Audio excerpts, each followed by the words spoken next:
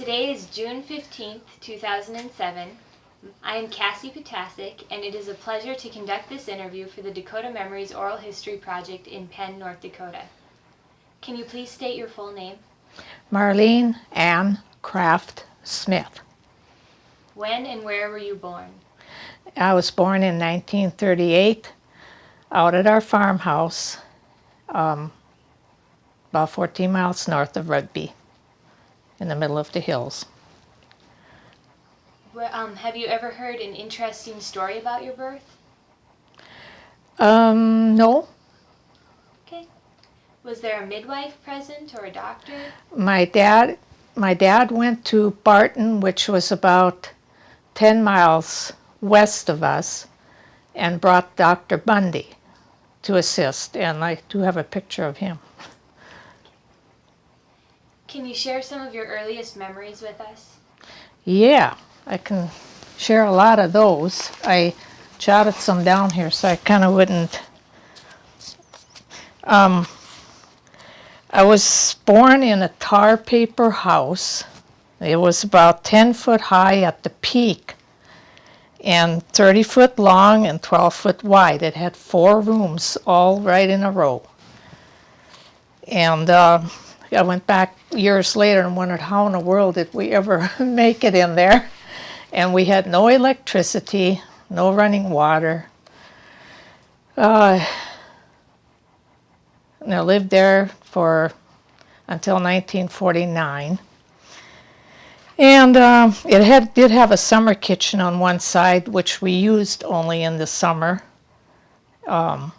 for our kitchen thing, eating and cooking and things like that.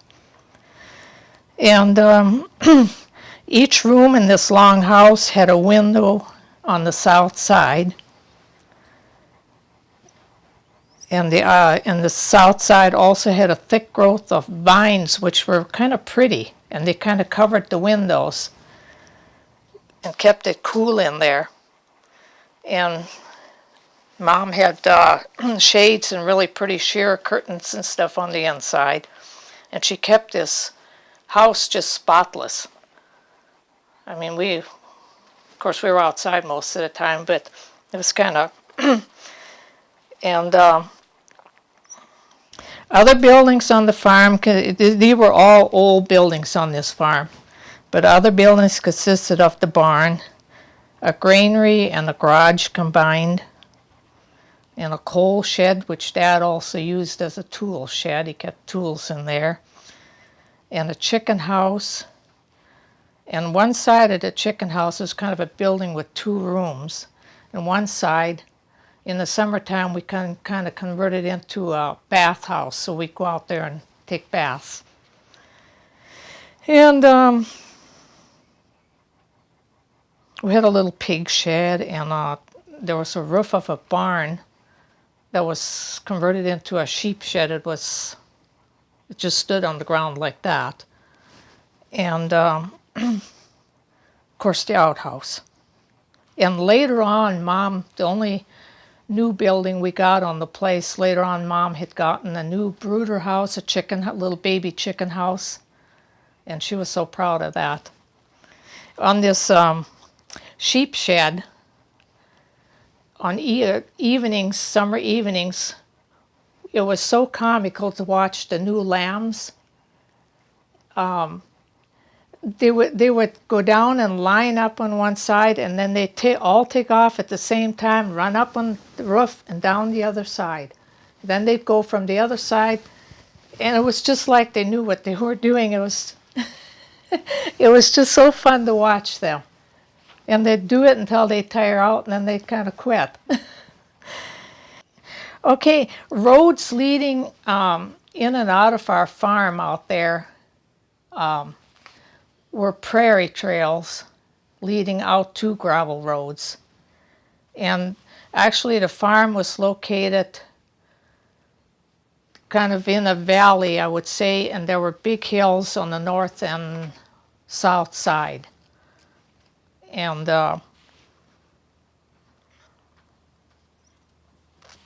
let's see, and then I kind of jotted things down here so I remember Then I'll probably get myself all messed up. But actually, when we were first, before we started school, everything was German. We all spoke in German. And I could speak it really good at one time, but I don't remember too much really now. But when we started school, and then the folks decided they better start talking English, which they did, and of course we did too then. And school was a one-room schoolhouse 1 mile from the farm, and most of the time we walked, except for real cold days, and then sometimes it was our turn to carry water to the school in a pail, in a bucket. And then we'd have to do that. Dad would give us a ride. And we had 2 horses, Jack and Dutch were their name, that we hooked onto this cab. That was our school bus. It was just like a square thing. I do have a picture of that too. A square thing on runners. And so when we went to school on these real cold days, we were inside, not out in the cold wind and everything. So that, I sometimes like to tell my school bus kids nowadays what kind of school bus I had. So, and I was very anxious to start school. My birthday's in March, so I had to wait like a year before I could start. And during that year winter, I was waiting, 5 to turn to 6. I thought when I turned 6, I was going to be able to go to school. And I come down with scarlet fever. So the doctor had to come out to the house, and he quarantined the house. That's when they put up this bright red sign on your door that nobody could come in. And I don't know how long I had it, but I know I had it for a while. And then after I did turn 6 in March, towards spring I guess it was, I got to go visiting school quite a bit. I thought that was so much fun. But as the years went through, I didn't like school too well. I would sit in school and just daydream all the time, looking out the window, wishing I could be out there riding my horse, whatever. Just wanted to be outside. So, and I was kind of like that through the whole school years I went. I didn't apply myself, I should say, very good in school. The things I did like the best in the country school, was when we made valentines out of construction paper. We would come up with unbelievable valentines that we would give each other, and then we made some for our parents, and some of them got to be quite amazing or whatever. And then I think we did Mother's Day things, and then some Christmas things, and for like in recess time, we played softball and a game called Pump Pump Pull Away. I don't know if you're familiar with that or not. Can you tell me about that game? Well, we would line up. I think we would be standing against the school, and it's been so long ago that somehow or another you take a hold of, the one that was would take a hold of somebody's arm and try to pull them away from the building, and I don't remember what it was all about, but it was something like that. You had to try to pump them and pull them away from the building. And then the arm swing thing, I don't know what we call that. We would take a hold of one kid's arm and swing them around in a circle and let them, let them go. And they kind of fly, in whatever position they got into, they would have to stay there until we went through every kid. And I guess it was a lot of laughs because some of us exaggerated our position or our face or whatever, but we had to stay stone still until everybody was done. We played that a lot. And in the wintertime, we played, I took our sleds and we played with them a lot. We had a little hill not too far from the school, and hide and seek, and chase gophers. I didn't like thinking back on that. That was kind of cruel. We'd drown them out, and sometimes, ew.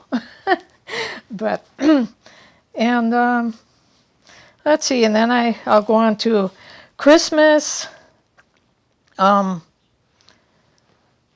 the 30s, things were really, really bad with my, the dirty 30s. You've probably heard that expression.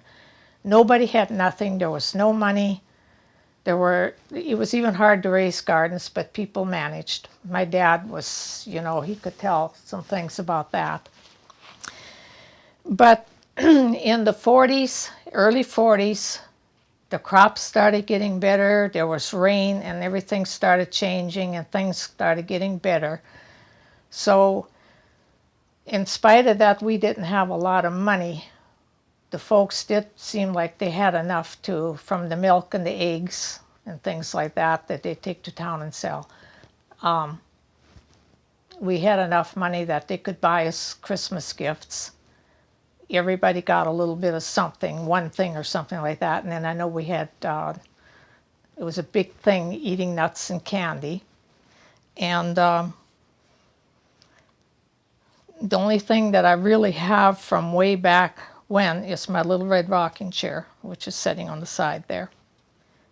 I think I got that when I was about 4 years old, with a doll on it. Of course, I don't have the doll. I wish I did.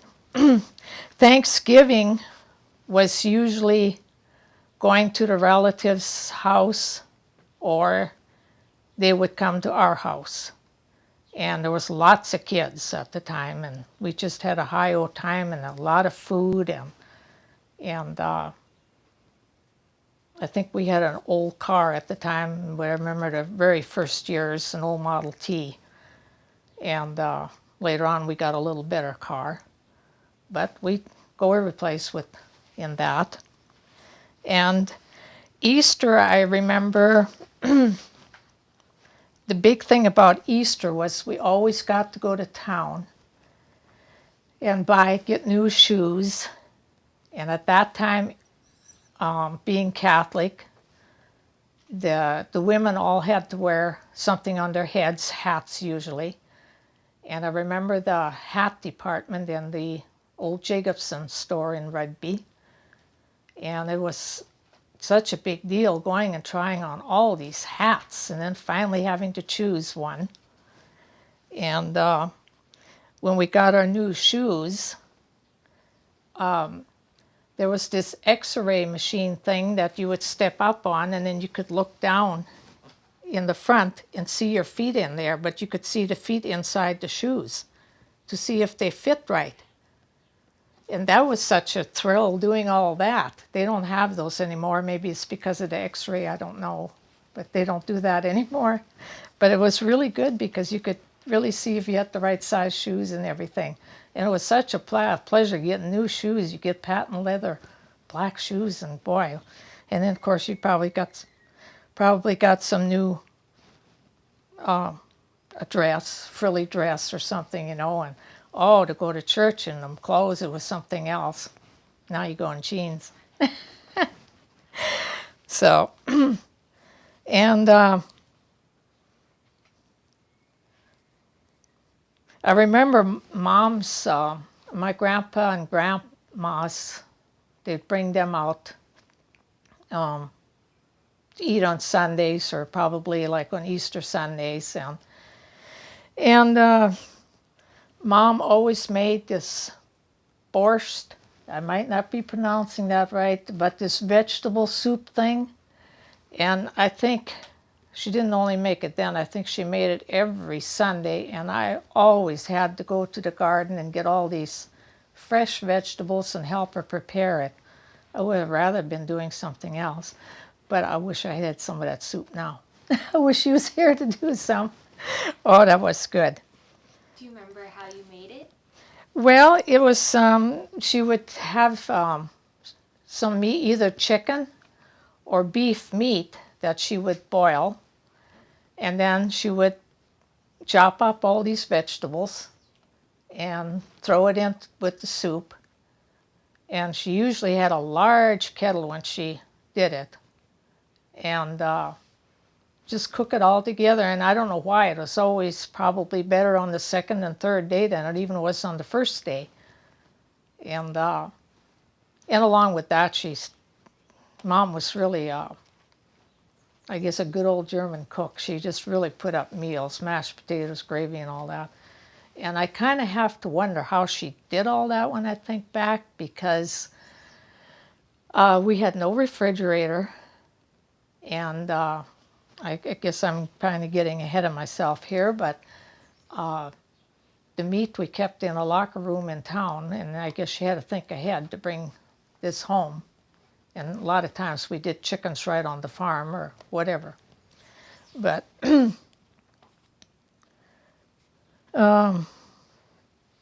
some of this I know I'm going to be getting in a little bit more later. Oh, I guess get into some of our playtime when I was very young on the farm. I remember we used to get cheese, Velveeta cheese, or I don't know if it's just all Velveeta, but in wooden boxes. And I remember using some of those, like for trucks or whatever, and we used whatever, stones, whatever, and we'd play in the dirt. Probably, I don't know what we all made, but we probably were in the fields or whatever. And we did that a lot. And being the cowboys that we were out on the farm, we made pistols out of the ends of the wooden fruit boxes. Mom used to can a lot, peaches, pears, plums, whatever, and they'd come in wooden boxes. So the end boxes were kind of thick, the ends of them, and that's what we used to go out to Dad's shop, and I don't know how we did it, but we'd saw out these pistols, and actually they looked pretty good. And then we also went out to the trees, and we picked a perfect branch to make slingshots. And so that's what we used to play cowboys and bad men, and we used our horses a lot too. And we went, occasionally we got to go to town and go to movies, and our favorites were always Roy Rogers and Gene Autry or any Western. And of course then that's what we imitated a lot when we played cowboys. And we had quite a collection of comic books at that time. The comic books we bought, the Western ones, is what we generally bought. Roy Rogers, Gene Autry again. They had just beautiful pictures on the covers, the front and the back. And we kept them in A1 shape. But somewhere along the line, I guess when we moved to town, Mom got them, and thinking, I suppose, rather than dragging all this stuff along, she destroyed them. We have never forgotten that. But it's too bad we don't have them today. We probably would have kept them. But but that's just one of the things in life, I guess. In wintertime, we played with our sleds a lot. We'd go up on the big hills and slide down. And I guess sometimes our horses were so used to us and everything then, our ponies, that we'd take a long rope and hook it on the horse, and luckily we didn't slide into the back of the horse.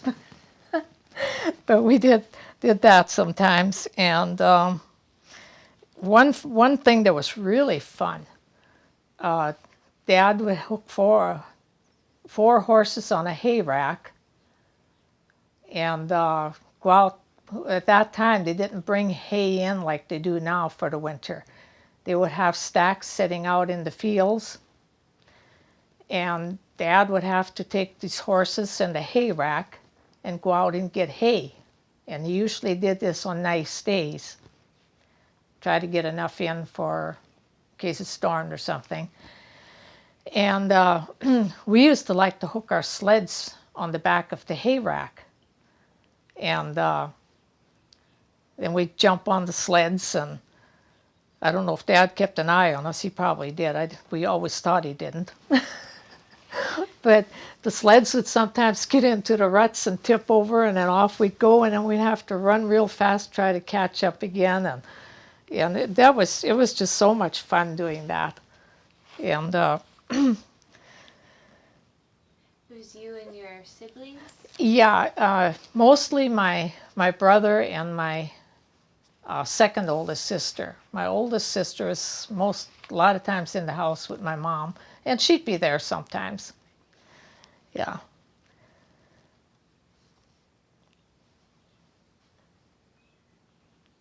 And on the long winter nights, when we had to kind of stay indoors, of course, now we used kerosene lamps and some gas lamps as our light. So our light was not real bright. Sometimes we had to play in the dark, actually, but it didn't, just light from little light from another room. But we played cards, and some of the card games I remember we played were Old Maid and the Animal Game. What's that? We would each choose the name of an animal, like a dog, cat, cow, whatever. And as we turned the cards, if we got the same card as someone else, we would have to try to say their name first. So we used to try to pick hard names. And I don't know, I guess whoever ended up with the deck of cards at the end or something won the game. And we played Rummy. I don't remember too much how Rummy goes. But anyway, it was... and then we got a Monopoly game for Christmas. And also one year I remember getting a Chinese checker and checkerboard. One side was Chinese checkers with marbles, and the other side was checkers. And Mom and Dad played with us a lot on that. We used to just all gather around and sit and play on that board a whole lot. And Mom played cards with us a lot. And Dad would sit and read and listen to his radio. And we used to laugh and really have a good time doing that.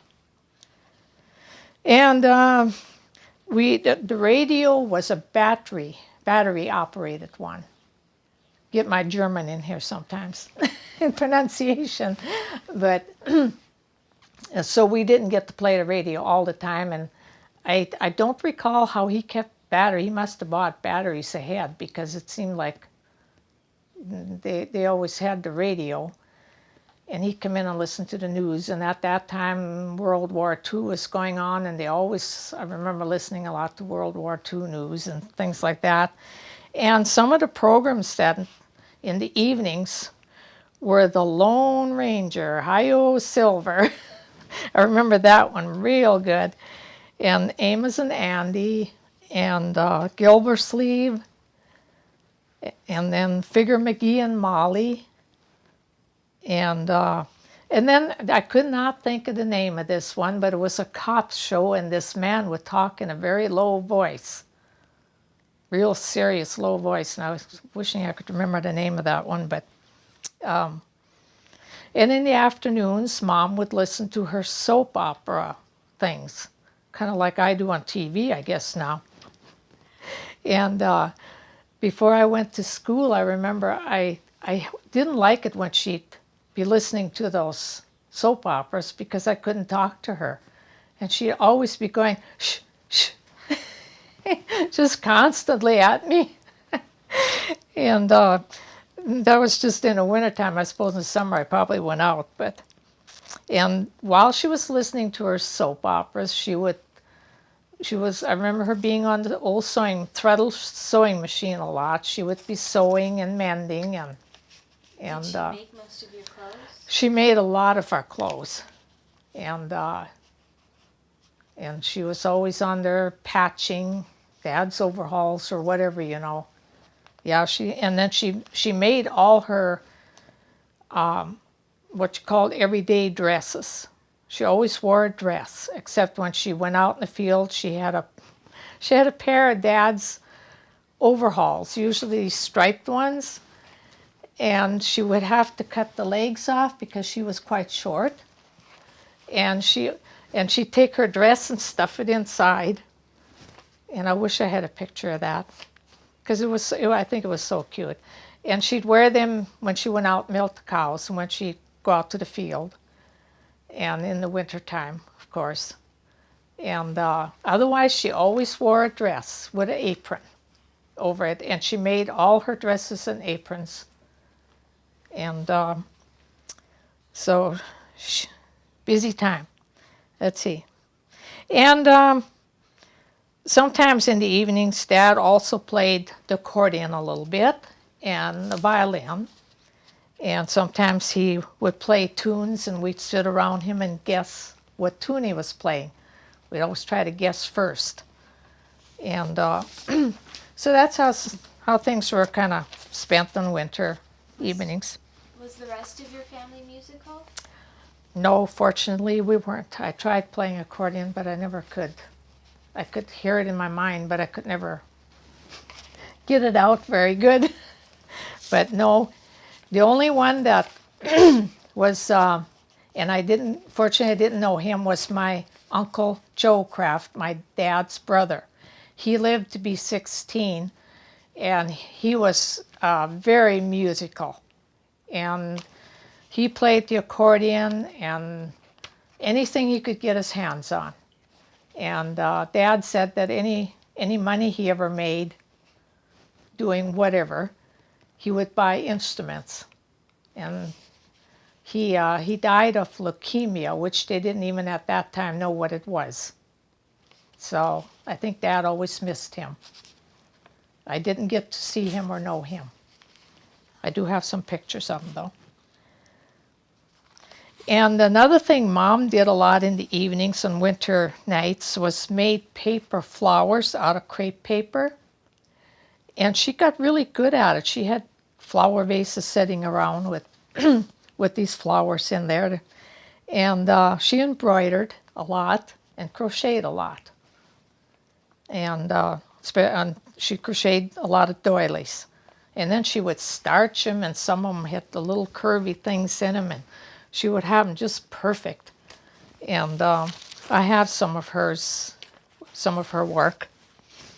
And I think my sister took a heck out a lot of it too. So, and okay, and then we had a large garden all the time, and I remember picking wash tubs. I don't know, like these metal wash tub things, these big ones. We would sometimes pick. I remember picking like 2 of those full of peas. And then we would have to sit there and shell these peas for Mom to can. And of course, then we had a lot of corn and tomatoes and cabbage and whatever. And Mom would can and can and can. And tomatoes, we would have catalogs, Montgomery Ward, Sears and Roebuck, whatever. And we would take these pages and wrap tomatoes in them, one in every page. And then we'd put them in boxes, and every few days we'd have to unwrap them and take out all the ripe ones and rewrap the green ones. And I remember I didn't mind doing that too much because I thought it was fun finding the ripe tomatoes. And why Mom did this, I don't know. Did they ripen more evenly or whatever so she could can them, or maybe it was getting later in the fall, afraid they'd freeze, but we did a lot of that, I remember, and we'd set them in the house, of course. Did you have to help with canning? To a certain extent. The one thing that I had to do, one of my jobs was watching the pressure cooker. She got this new pressure cooker with this valve on it, and it hissed. And I was scared to death of that thing. I don't know why. But she set it on the kerosene stove, and then when she had to do the cooking and go out and milk the cows and stuff, she'd sit me there to watch this little dial on there. And she said, don't let it go past this one. If it does, you got to turn the light down a little bit. If it doesn't, if it goes down too far, you have to turn the light up a little bit on the kerosene stove. So I sat there, remember sitting there and not daring to take my eyes off of that needle. And I would be constantly adjusting that light because I was afraid it was going to explode or something if I didn't. And so that was one of my jobs. And and then we cultivated the garden. We had long rows. And we had this cultivator with the two handles, but it was pulled by a horse. And I always got to ride the horse. It was a big black workhorse we had, and he was so gentle. And I had a way of climbing up him. Dad, sometimes he'd lift me up if he was handy, but I was usually up there because I was so anxious to get up on him. I'd climb right up the harness on the side of him. And that was another job that I just loved. And I think my brother Richard used to get upset with me sometimes because I think I had to let him do it a few times. But mostly I always got to ride the horse up and down the rows. And that's kind of how we cultivate it. And let's see. Once in a while we had to haul water to the garden. And I know we had some tanks and barrels we'd set on this wagon thing, and then the Mom and Dad had to kind of carry it by hand with pails to maybe like tomatoes and things that really needed water, and if it didn't rain. And we didn't have garden hoses. And okay, chores in the winter time. We're like gathering when we come home from school or weekends. We gathered eggs and fed the chickens, and we had to bring in coal and wood for the cook stove and the parlor heater thing. And a lot of times we had to take an axe and split the wood. And we always had to keep a supply in the house for that. And then we had to take out ashes. One of my jobs was kind of taking out the ashes because it wasn't quite as heavy, being the youngest, wasn't quite as heavy as some of the other work. And you had a long handle thing with a thing on the end, and you have to go way in there and pull the ashes out, and then you had to be very careful so you wouldn't make dust. We used to hear that all the time. Don't make any dust. Don't make any dust. And of course Mom was usually right there, so we had to listen too. And then we milked cows. We always milked quite a few cows. And I didn't have to help too much with the milking unless we had a real tame cow. But my sister, second oldest sister, I know she milked all the time, and Mom and Dad in the wintertime when he went out in the field, and he kind of left us with it. And then we had to separate the milk and the cream. And I remember the old separator that we had to turn by hand. And you had to turn it at a certain rate of speed to make that come out right. And later on, we did get a gas engine on the separator. And man, that was really a modern thing. And then the milk, skim milk, was fed to the calves that were from the milk cows, of course. And the pigs. We had a lot of little pigs. And they had a trough that we poured this milk into, and they would just tumble over each other and everything else trying to get to this milk. And they would just drink and drink and drink until their bellies would look like a wood tick. It was just so much fun to watch them. They would just get real big and round. And then we also had to help Mom with the cooking and cleaning house. And one thing I'd like to mention in cleaning house, We always had to get down on our hands and knees and scrub the floors because we had to get in the corners real good and everything. And at that time, we had this hard linoleum on the floors. And I remember this paste wax out of a can. It seems like it was called a Johnson wax. And it was like, I don't know, consistency. It was harder than shoe polish. That's in a thing, but it was harder. But you'd have to take a cloth and get some out and rub it on the floor all over. Then when after that dried, then you'd have to take, she usually had old towels, we'd have to go and just rub and rub and rub on these floors, and they looked like glass when we were done. And she made us rub really hard too. Good exercise. And we had to have those floors looking just, especially if she knew she was going to have company or something, we had to rub extra hard. I remember that. And on wash day, always remember Mom having this washing machine, Maytag washing machine, but she'd have to drag it out of this corner and into another door into the kitchen. Our kitchen was all our rooms were very small. And then she had a gas engine on it. And she used to have such a hard time getting that gas engine to start. Dad usually wasn't home in the summertime, so she'd have to do it alone. And she'd get kind of upset by the time she'd finally get that thing started. And then she'd boil clothes on the stove in a boiler, copper boiler, in lye soap, because all these clothes sheets and everything had to be pure white. I think these old German people really prided themselves in having the white clothes white.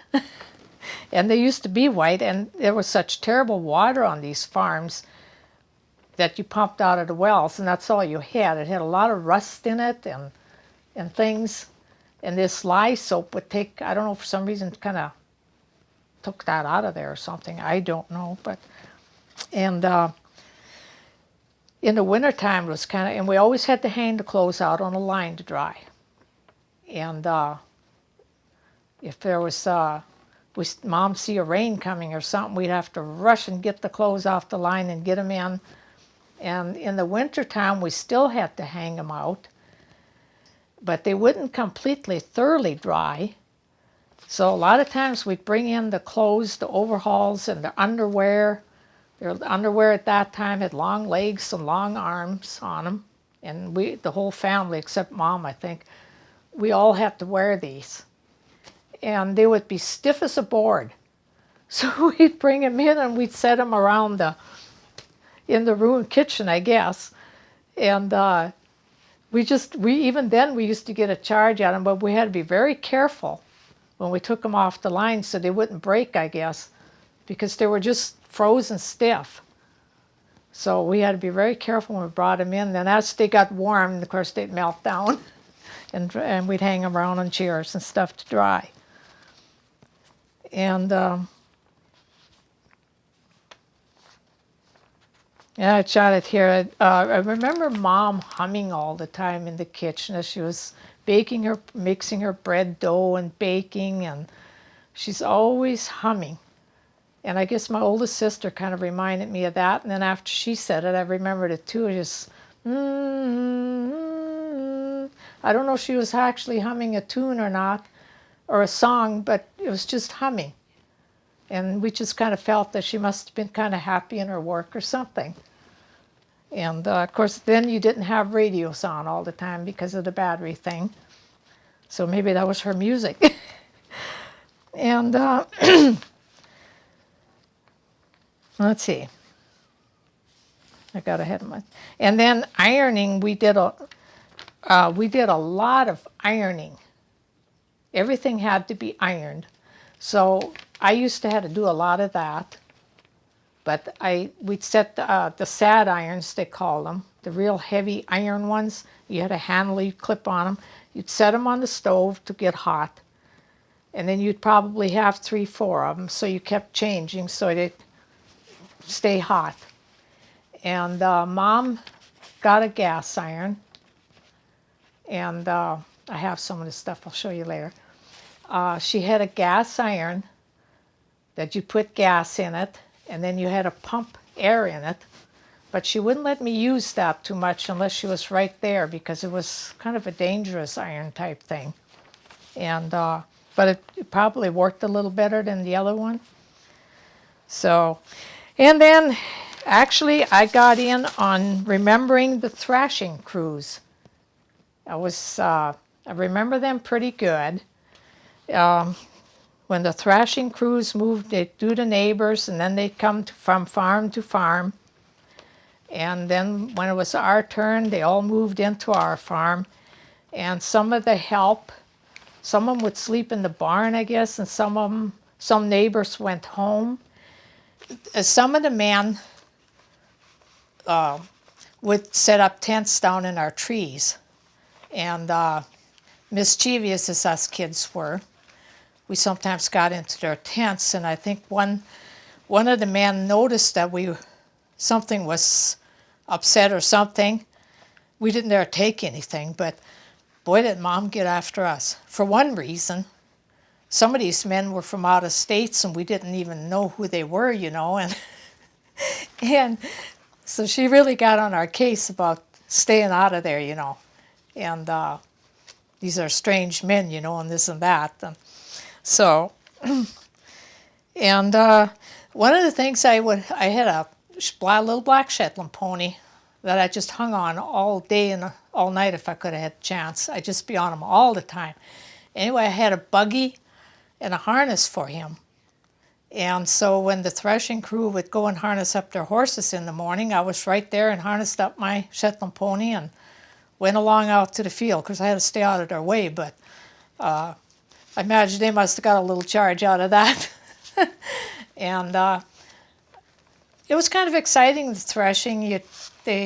Watching all these men throw bundles up into the hay racks and haul them in, and then they'd throw them on both sides of the threshing machine, they'd throw them in, and watch this thing just grinding them up, and and then on the on the spout end, the straw would shoot out, and on the other side, they'd have a team of horses and a wagon under the spout, and the grain would come out. So then everything had to go just so, because when that was full, another one had to be right there to take over, and then they'd haul it to the granary, and they would have to shovel it into the granary by hand to start with there before we had an elevator. Is that making noise? And that must have been some pretty grueling work when it was so, especially in the fall when it's so terribly hot out, sweaty and everything. And then we set up, I remember setting up the shock. Dad would be on the binder. This was actually before the thrashing crew came. Dad would be out in the fields with the binder and horses, and the binder would make these shocks and tie a string around them and drop them. And I think they had a thing on the binder that would hold a number of shocks, and then he'd dump it. When that got full, he'd dump it. So they were kind of on one pile there. But then when we came out, Mom and us kids done most of the shocking, and it's like picking these shocks up and setting the heads up. So the heads would be facing upward, and then you'd set shocks around them and make a kind of a big thing. And that was because if it rained or anything, and then at least the heads were setting up and wouldn't get ruined. And then at thrashing, that's what the men came with the hay racks, and they'd pick these up with a fork and throw them in the hay rack. And did your mom have to cook for the whole threshing? Yes. Yeah. Yep. That was at threshing time, she would be cooking. And generally they done this with some neighbors, so sometimes the neighbor women would come over and help. And it's kind of funny, because I remember the threshing and everything. but maybe I ducked out of helping in the kitchen. Maybe that's why I don't remember. But I don't remember where all these men ate. I don't remember tables being set up outside. I know they couldn't have got in our kitchen. The room was very, very small. And so they must have sat around outside and ate, took plates and sat around outside and ate or something. But boy, they just loved to come to Mom's place because she would really put up meals. I mean, just pies and cakes and everything was homemade, and just a real potatoes, gravy, and whatever went with it. And she fed them good, and then she'd give them lunch in the afternoons. And then we put up hay. Hay was kind of a family job thing. And Dad had to start with, he had it was called a bull rake. Where it got that name from, I don't know. But to start with, he had a horse on either side of this thing, and it had long poles coming out. And the rake rows out in the field. He'd go down a row and fill this thing up with hay, and then he'd come into where the haystack was, the stacker, and he'd drive the horses up.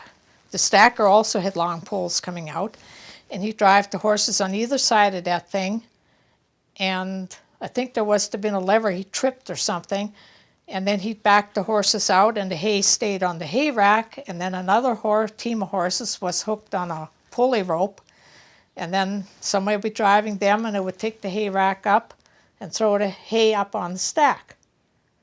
And that was kind of the first I remember of doing hay. And generally we did that with some neighbor too or something, and then we'd have a man on the stack, and if we didn't, Mom would have to be on the stack a lot. And my job a lot was raking behind the horses. And I always liked doing that. And I think my sister did it until I kind of got old enough to do it. But we'd make long rows of dump rake thing. And in spite of it being really, really, really hot all the time. And then we had the water. We had to bring water out to the horses sometimes. And our water was in these canvas. They were kind of a square bag thing. And you wet the outside of that, trying to keep the water a little cool in there. Of course, we all drank out of it. But that was kind of our water thing. And,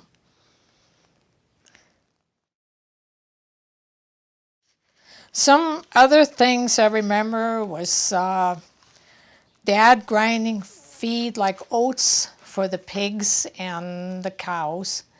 And there's another thing you just don't have time to do everything, but they had, back then they had these grinder machine things that had a gas engine on them. And I remember it jiggling a lot. And it would take quite a while, but he would grind a lot of feed in that.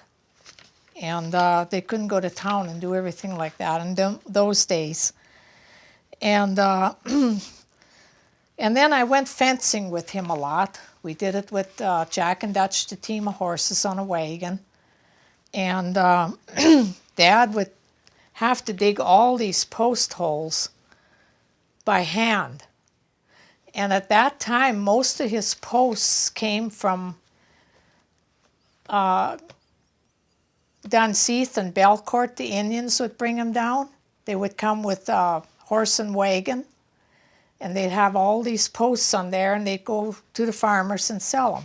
And that's kind of where we got our posts from. They were kind of crude, some of them, but they were, I guess, really good wood because they were hard. Couldn't hardly get nails into them. And anyway, everything in fencing then was done by hand. So you can about imagine how hard some of these farmers had to work because they had lots of miles and miles of fencing. Did you make wired fences? Like Yeah. wire? Mm-hmm. And a lot of ours was woven for the sheep. and where we just put cattle in or whatever, just the barbed wires. But I remember a lot of ours was woven wire, because we raised sheep out there. And then I mentioned butchering day.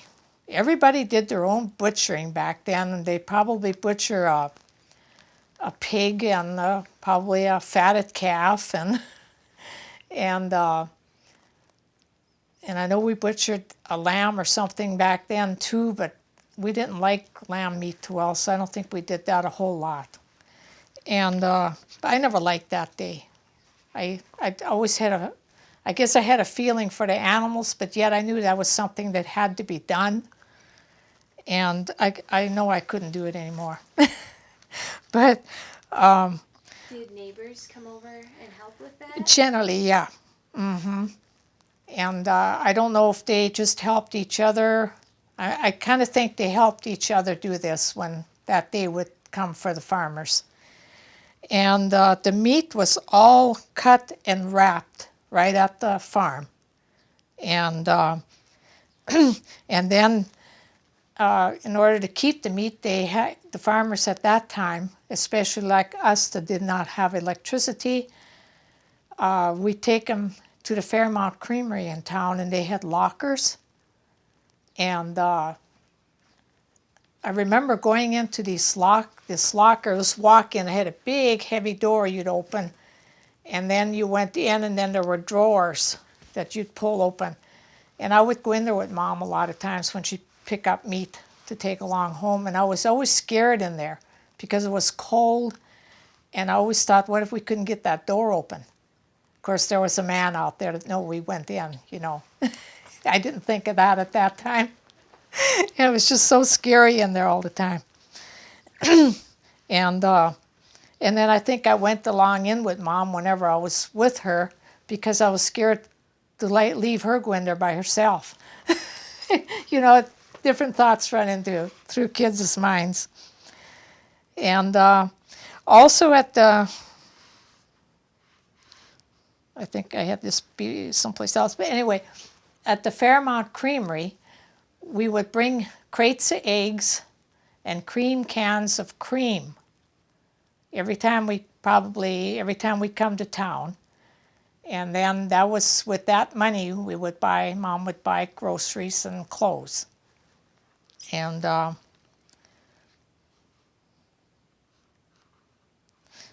one thing I did kind of forget to mention about the butchering there was Mom made lye soap. I remember a tub out in front of the house. And she would make this lye soap, and somehow they did this out of the pig fat. They must have put cans of lye or something into the tub, and you had to keep stirring it. And I know I stirred it a few times. It was my job to stir it a few times. I don't think they let me do that too much because it was kind of dangerous, falling in or something. But I remember them making that. And then another thing we did in the summer was it was a big day, we'd pack lunch and put on our overalls, long shirts and everything, and we'd go picking June berries and choke cherries. And did you have to go very far away? Not too terribly far. It was far enough that I guess we used the old car to go so far, and then we had to walk across some pasture and stuff to get to the tree brushes and trees. And it was always a fun day. And then Mom, of course, canned all that stuff. She made jellies. Jellies, and then like the June berries, she'd put kind of like a sauce in quart jars that we'd eat as sauce, or she'd make pies out of it. And some jellies, and then choke cherries is mostly just jelly. And I still love choke cherry jelly today. I still do some. And in the spring, when it warmed up enough and the ditches were full of water, we'd take take the car down to the ditch. Mom would do this with us, and we'd wash the car. And of course, we each had a bucket.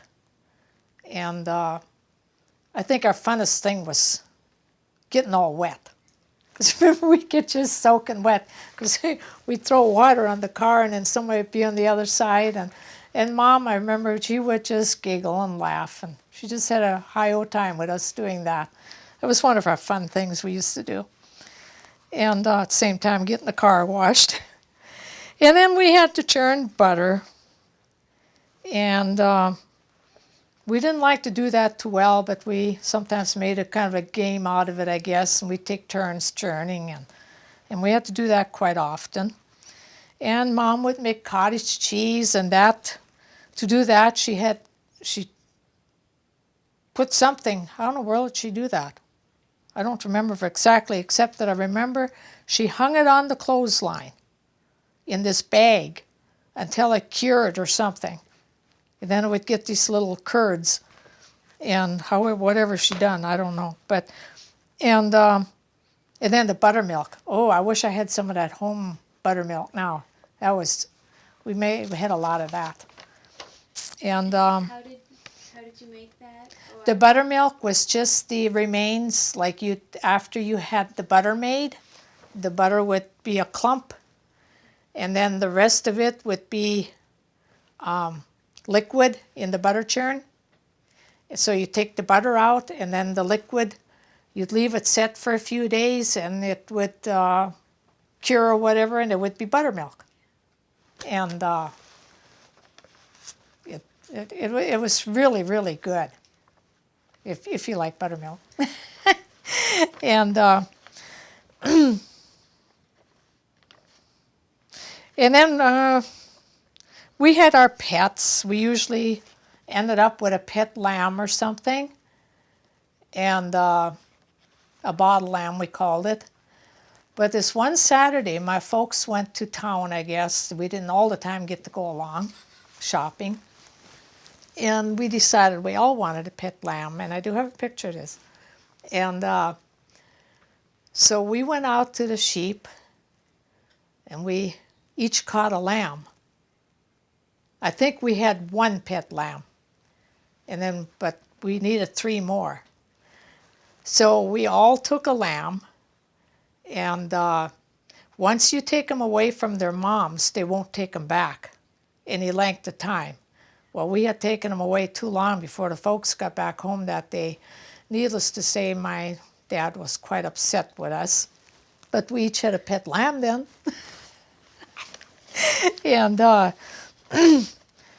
you remember the name of your pet lamb? No, I don't. I'm sure we named them all, but I don't remember the names of them. And of course, then we had to raise them on bottle milk. And I remember the rooster crowing every morning, and that was just a sound I wish I could hear today again. And in 1945, World War II ended. And all these warplanes would be flying in formation, and a lot of them would come over the farm. They flew like geese, kind of. And I was talking to someone not too long ago about that, and we didn't know what the formation was for, but being that they flew in a V, we thought maybe it was for victory. Of course, we were guessing, but that makes sense. But every time we'd hear these planes going, we were playing outside, I remember running into the house and hollering at Mom, "The planes are coming, the planes are coming." We'd all run out and watch the sky and watch them go across the farm. They'd be way up there, but you could see them. And it was so exciting. I don't know, I guess to me it was exciting because Mom thought it was exciting. And I think I was a little bit too young. I knew it was war thing, and it was over, but I didn't have the full, the gist of what was going on. And also the geese in the spring. The geese would be flying from the south going north. And I remember running in the house and telling Mom about that all the time. We tell her there's geese out there, you know, and we'd all run out in the yard and watch the geese go over. And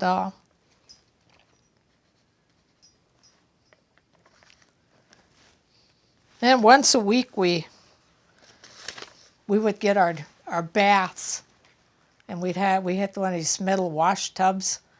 In the wintertime, we'd have to set it in the kitchen. And I don't quite remember, but I know at least 2 of us had to take a bath in the same water. Maybe all 4 of us, I'm not too sure, because we had to carry the water in and heat it. And for some reason, I don't ever remember my parents taking a bath, but I'm sure they did after we were in bed or something. But that's how we had to bathe at that time. And then, like I said, later on, my 2 sisters got a little bit older. They fixed up that other room next to the chicken house, and in the summertime, that really worked nice for baths. And so that's kind of how we. And then I did mention before that we took eggs and cream to town, and then a lot of times I remember real well going to town on Saturday nights.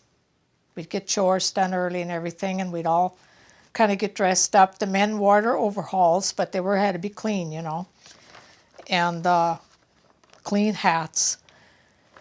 And we'd all go to town. And at that time, the streets just had the pole on the corner with a yellow light. I'm sure it was electricity. But it would draw so many bugs. And I remember the bugs just buzzing around these lights. But just about all your farmers at one point there would go to town on Saturday nights, and the streets were just full of people and kids. And generally we got to go to the movie. Well, Mom probably did her shopping and whatever business Dad had to do or visit. And then they'd all stand around the streets and visit with each other, the farmers. And us kids would be running around playing.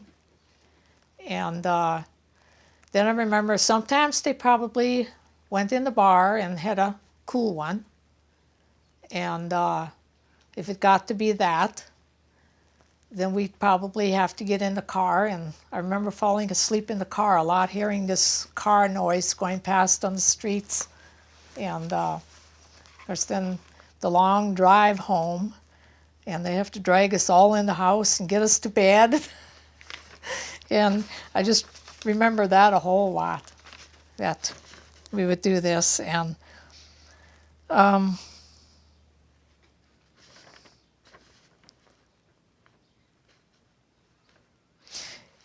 yeah, and then also, I'm jumping around here a little bit, but when we did sell eggs and cream at the Fairmount Creamery, they also had a Fairmount Creamery ice cream store next to there. And the best ice cream, I guess, that I'll ever remember eating. It was all that hard ice cream, and you would get a great big dip of ice cream for a nickel. And we just got a treat of that every time we went to town. The malted milks were just, something else. And it's just unbelievable how good that ice cream was. And let's see. And then Mom's new brooder house she got. Some of these things were afterthoughts, so I kind of getting back to things. But she loved her baby chicks so much. In the spring, she would get baby chicks, and of course, then there was a heater in there. I'm sure that was run with bottle gas or something. I can't quite remember how it was heated, but she would. A couple of times, the heater the thing got too hot, and she lost some chicks because it got too hot in there. So after that, she would literally sit down there all night with these baby chicks. And if you came in the door, she would be sitting there and had all these chicks on her lap. And she just loved her baby chicks. And there too, she would be humming all the time. And if she didn't have the time to sit there all the time, she would have us probably look. They had windows on that actually, and she would have us peek in the windows and see that everything was okay. and we had to check real often. And yeah, it was kind of. Remember her just sitting there with all those chickens around her, baby chicks around her. It's like she was like the mother to them. And Where did she get the chicks from? oh, okay. I'm glad you asked that. The mail order house. We would get them through the mail in boxes. We'd go in the post office, and you could hear all this little chirping going on.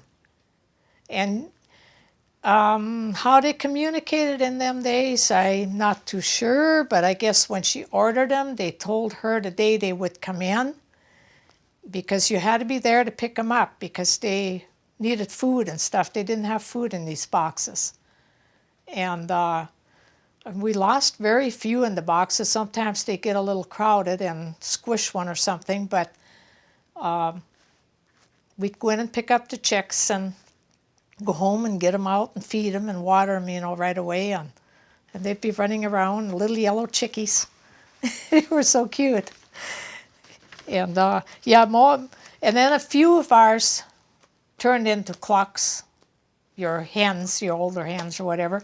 We call them clucks. I don't know why.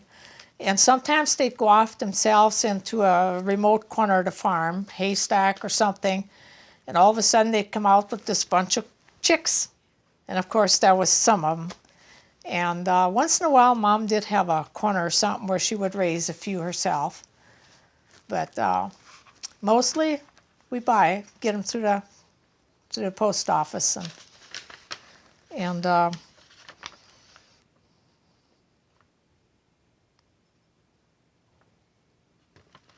I, like I say, some of these things I jotted down are little afterthought things, but I think I did mention Mom kept the house just sparkling, shiny, clean, and she had pretty things sitting around. Nothing expensive, but she just had a lot of homemade things sitting around and everything. And of course, we learned very early, right away, don't touch, type of thing. And so she never had any problem with it. When we went to different people's houses, we never touched anything. But I remember some people coming to our house and getting in, And in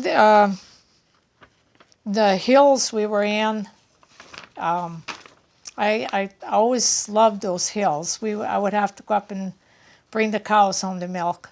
That was probably one of my jobs. We all did it, but I remember doing it a whole lot. And we didn't all the time have the horse there. The horses were out in the pasture too, so we would have to go up and on foot and get them. And we didn't have shoes all the time. A lot of times in the summertime, we didn't have shoes to wear, so we'd go barefoot. And if we had to go off the trail, it got pretty testy because there were a lot of stickers and a lot of cactus in those hills. So a lot of times we had to sit down and find a sticker in our foot and pull it out. But I used to love them hills. I think I knew every valley and every rock and every little hill in those hills, from one end to the other. And even today I can think back and remember a lot of it. And the hills were, like I say, on both sides of the farm. And we'd sit out on the porch on summer evenings, and the coyotes would be howling, and on both sides. It was like they were taking turns. They'd howl on one side, and then we would be in the middle, and we got so we could call just like they did. Then we would do our call, and then they'd call on the other side, and it would go back and forth. And we'd sit out there many evenings doing that. It was just nice hearing them. And then they kind of destroyed the coyotes because they were doing a lot of damage. They were getting into sheep so bad.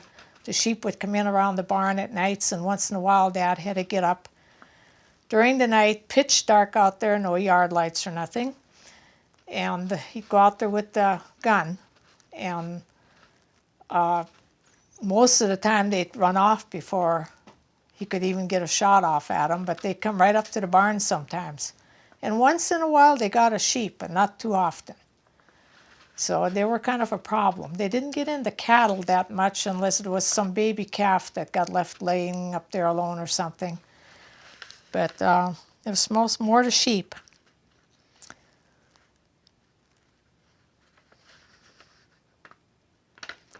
And let's see. Did you keep any dogs on your farm? Well, we did, but in fact, I think Dad shot one dog because he was helping the coyotes. Traitor. Right? Much to that we did. I don't know. I think we knew what happened to the dog, and we felt really bad because he was kind of a pet, but we understood why. And I don't know. I guess he probably should have got a better dog that would have protected better, but we never did have a real good dog out at that farm that would help protect the sheep. And so I guess people just done with what they had, and that was about it. And let's see.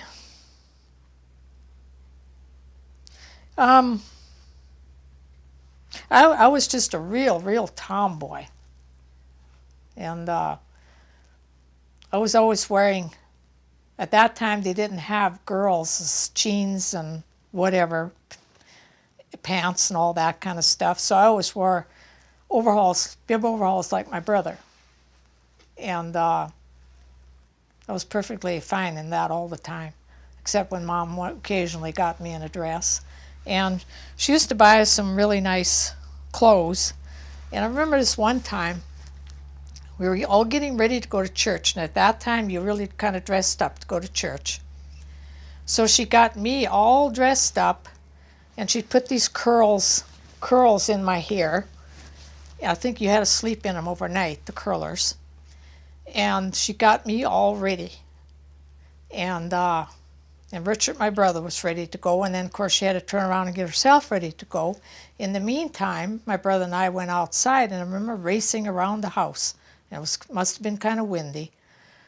I came back in. Oh, did Mom get mad at me? My hair was all a mess. and she sat down in a chair and had me come over there, and she wasn't very nice to me. She started putting curls back into my hair with her fingers, trying to comb and get them back in there. In the meantime, I don't know if I cried or not. I probably did. Good thing I didn't wear any makeup, otherwise I'd have got that all over. But I remember she got so upset with me. And that was the tomboy in me. And I was riding horse most of the time out there. I had a black Shetland pony. And later on, Dad bought a little bigger horse. Kind of like, I guess we called him a pinto. I don't know what breed he was or anything. But the folks would go to town. And, of course, we had to do some mischief. One of our things was riding the horses. We would ride the 2 work horses and then the little Shetland pony. And, of course, there was 4 of us. So we started riding the new horse. And, heck, we had him going good. And he was just a young horse when we got him. So the next winter, my dad was going to break this horse for us so we could start riding him. So he put on a heavy saddle on him and just was being really careful and everything by the barn, and we're standing there watching him. And he kind of gets out in a big snowbank and takes the big dare to get on him, and we're standing there giggling and watching. This horse is perfectly broke. We told my dad about that later. He says, I always wondered why he went so good and he never done anything wrong. So anyway, we broke the horse, and he was going to break it for us. And in the wintertime, we had to wear these 4-buckle overshoes. You ever hear about the 4-buckle overshoes? That went on quite a while through the years after.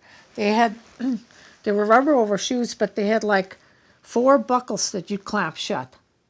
And maybe the men sometimes had more if they were higher, but they were always called 4-buckle overshoes. And that was our overshoe wear. And we always had to wear coats that had gotten a little bit too small, or hand-me-downs or something, but they were like coats we wore to town and stuff. And they weren't as warm as the ones we have now at all. And of course, when we had to wear, we had to wear long underwear and long stockings. And I remember my brother and I dressing in the mornings behind this parlor stove because it was cold in the house in the mornings. And there was a little space behind this parlor stove because they had to set that away from the wall. So we get behind there and dress. And of course, to hold these stockings up, you had this elastic harness thing. How do I describe this thing? And it would get tangled up all the time. And then you'd have to get it untangled and get it on. It went across your shoulders and come around, and had 4 garters things hanging down. You have to clip them on your stockings to hold up your stockings. And we'd be back there fighting, probably laughing sometimes, and it would take us forever to get dressed. And then when it was school days, of course, Mom would keep hollering at us to hurry up and get dressed, you know. I can remember just as clear as day us being behind that stove dressing and untangling this harness thing, and Mom always made me wear these long brown stockings so late in the spring in school. I always had a tendency to get sick or something, so she always made me dress so warm. And I would get so hot with these stockings on, I'd take them and roll them down to the top of my shoes. That's the way I run around with. To school, we wore dresses. We were supposed to wear dresses. And I know to start with, we did. And the neighbor people that we associated with quite a bit and were our best friends, went to the same school.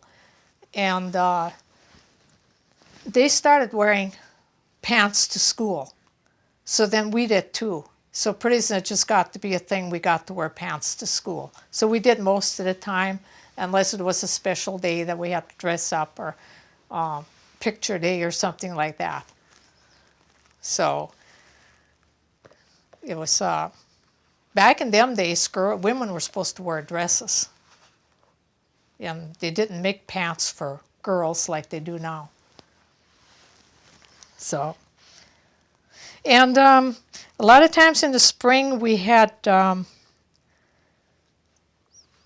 a batch of baby pigs, or maybe if a hen came out with some baby chicks, it was too cold. It was kind of like really cold out.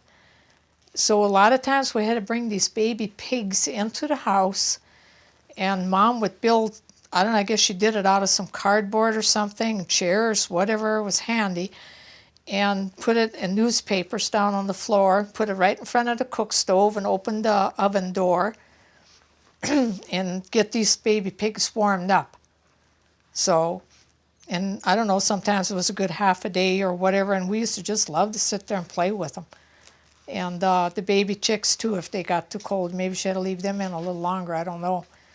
But that's how we saved a lot of them. And we did have kind of a pig shed. It wasn't a real big thing or anything, and I guess straw and everything is what kept things warm back then. So, and a lot of times in the wintertime, the prairie trails were closed, going in and out of the yard to the good roads. And let's see, the one way we had, I think it was 2 miles to get out, and we didn't hardly get to use that at all in the wintertime. And the other way was towards the schoolhouse, and that was a half a mile to a gravel road, and a half a mile, and I think almost just about a mile and a half or a mile, something out to the good highway, the better highway. So a lot of times in the wintertime, in order for the folks to get to town, they either hooked the horses on the car and pulled it out to the road, or they would hook the horses on the hay rack. They would leave the car out there and hook the horses on the hay rack, and then tie the horses on the hay rack. They'd put hay in there for them. until they got back from town. And then they probably still had to hook the horses on the car to get it started, because at that time you had straight sticks so you could then start pulling it. And that was kind of our winter routine in getting to town. And of course there were some nice days, and then sometimes the roads got open and they'd probably stay open for a while. And then sometimes on winter, I remember a few winter evenings, another fun thing we did was we would take this school cab of ours, and the neighbors lived about 3 miles from us. And we would go out on a clear, nice winter evening, and we'd go over to the neighbors with the cab and the horses. And we would just have a high old time over there. The neighbor lady, and she had a sister that stayed with them sometimes, played the piano and the accordion some. So all the furniture would get shoved into the corners, and we would be dancing, and we would just have a real swell time. Wee hours in the morning, and she'd put up a terrific lunch. And wee hours in the morning, we'd head home. And sometimes us kids would get out and hang on to the back of the cab and walk along with the horses. Dad never ran the horses too much. He just let them walk. And occasionally the neighbors came over the same way. And it was always more fun at their house because their house was so much bigger than ours. And us kids could peel off to the corners. And they had a generator in their basement. So they kind of had a form of, their house was brighter than ours. And they kind of had a form of electricity. So that was always so nice when we went over there. And let's see, maybe I'm about... And then the folks would go to a lot of, occasionally would go to names days to the neighbors. And to know what a names day celebration was, a lot of your people were named like after saints. Like you have St. John, St. Peter, St. whatever. And people that were named after saints, they had names days. They would celebrate this names day thing. And on your Catholic calendars, I think they still do it, they named the name of the saint on a certain date. And they did that a lot. Then later on, they kind of went to birthdays. And it was mostly the men's birthdays that, in wintertime, of course, that they would kind of celebrate. Like my dad's was February 15th. So the neighbors probably come over to the house. And I don't know how they communicated, how they knew that they were coming. I suppose some way along the line they communicated with somebody, and word went around word of mouth, you know. So you didn't have a telephone? No, unheard of. So everything was by word of mouth and communication, and somehow they done it. And anyway, it was quite a celebration when they'd play cards, usually whist or. Can you tell me what whist is? It's a card game where they have, generally the way they used to do this, they'd have card tables set up, maybe like 3 or 4, depending on how many people they had. And there would be 4 at a table. And whatever the game consisted of, they deal the cards, and they would have partners at the table across from each other. And the partners that won the game on the table would move to the next table, and the losers would have to play losers. And they went around, they had a way of going around the room, and until they finally all won or quit or something. And then they generally had little prizes, I remember. They would wrap up a little prize, and then the top, and then they kept score some way. They had a way of keeping score too. Each one had to keep their own score. And at the end of the evening, the high score person would get a little prize, and the low one would get a little prize. And they usually had something funny for the low one. And it used to be a really fun time. And us kids, I guess, just went off and played. And once in a while, if they needed an extra person, maybe one of the older kids would sit in on the game or something, or mom would stay out, or the lady, in cases the other houses, would stay out and do the lunch. And they always had big lunches, all kinds of goodies. And that was another fun thing that we did out at the farms. And I don't think my life starting out at the old farm was really that much different than my parents on their farms, because they grew up without the electricity, and they had some vehicles, like when my dad got a little older, they started getting some of these old Model T type vehicles. And as people started getting a little more money in the 40s, it started getting more and more vehicles. But my life on the farm did start out with horses and doing everything. And a lot of walking.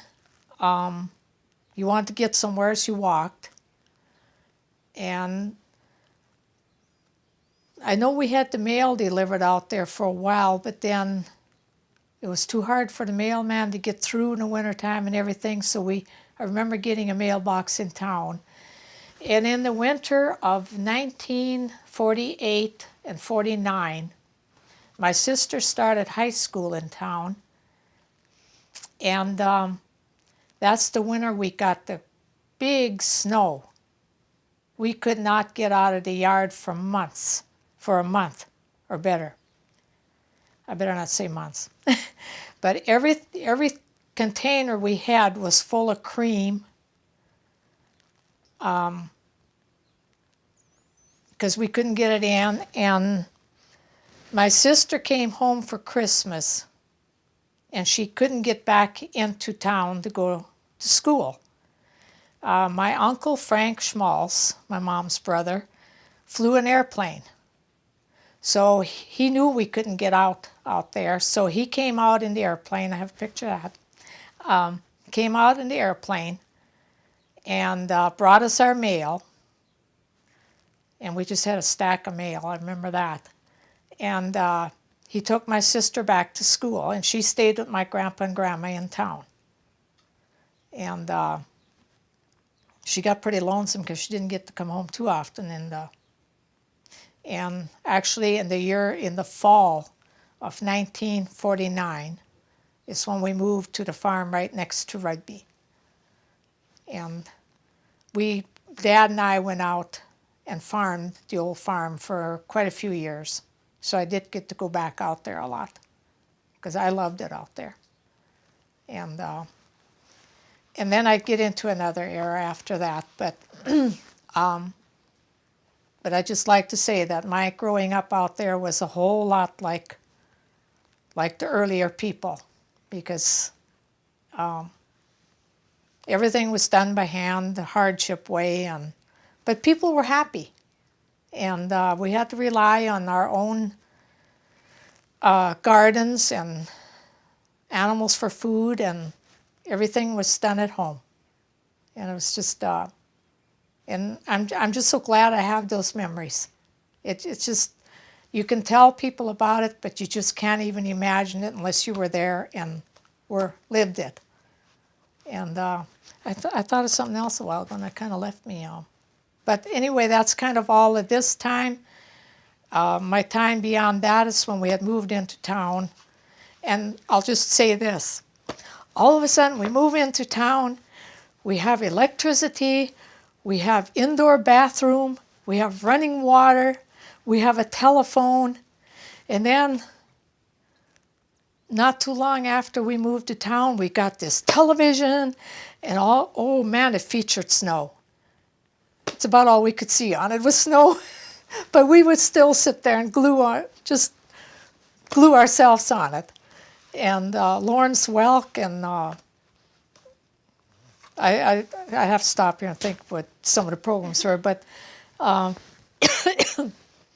it was just all at once. We had all this, and we could go to town anytime we wanted to, and at that time the north side of Rugby was all gravel streets. Now they're all paved, but everything was gravel, and there were a lot of old shacks down in that area of town. I think that was kind of the older part of town, because we were there was a fence, and we were on the north side of the fence, and on the south side of the fence there were houses. That's how close we were to town. And of course our land went out north then, and we ran a dairy there, and I don't know if you want me to get into all that or not, but we sold milk in bottles, and we got a milking machine. And to start with, we sold milk in bottles to customers around town. And when Dad went out to the field, I would hitch my horse on the buggy and deliver the milk. And a couple times he ran off on me, and we had a big accident. Milk was all over the place. So Mom had to get on the phone and call these customers and apologize because they didn't get milk that day. And What happened? my horse took off with the buggy when I was walking up the path to set the milk by somebody's house. He thought, that's enough of this, I'm leaving. He just took off on me and run back down to the farm. He knew his way around, you know. And the milk was all over the place in the buggy. And, so anyway, and then I had to be real careful and try to tie him up someplace or something, I guess, when I would do it. And then we had an old car we would deliver the milk with. And then a little bit later on, we started selling to the Fairmount Creamery. I think they moved that place, too, into a bigger building. And we sold milk there in cream cans, milk cans, or whatever you want to call it. And we did that for a lot of years, too. And so we had Holstein cows. We ran a dairy for quite a while. And that was while I was going to high school. And so I still had to work very hard. And then the older girls started working in a restaurant. And I think my brother farmed out a lot to some farmers that needed help. And he never liked to farm too well. Him and Dad didn't get along too well because he just didn't like the farm work that well, and I was so much better helping Dad because I liked it, I guess. I don't know. So I was the last one home helping on the farm quite a bit. And I helped Dad with everything. Hauled grain and milk cows and silage and hay and whatever. So I guess that's kind of... Well, should we take a break for Yep. a minute? Mm-hmm.